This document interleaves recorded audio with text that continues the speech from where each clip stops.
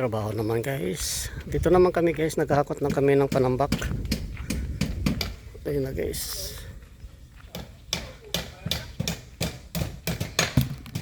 Itong panambak, kakunti na lang.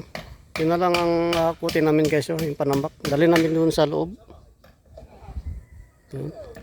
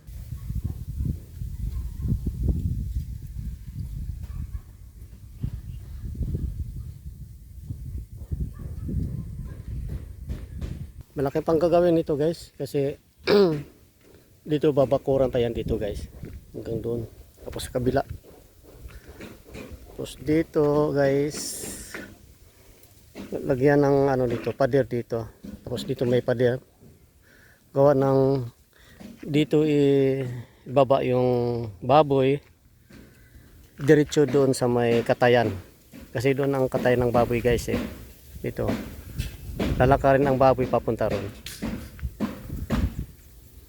Ayun na guys.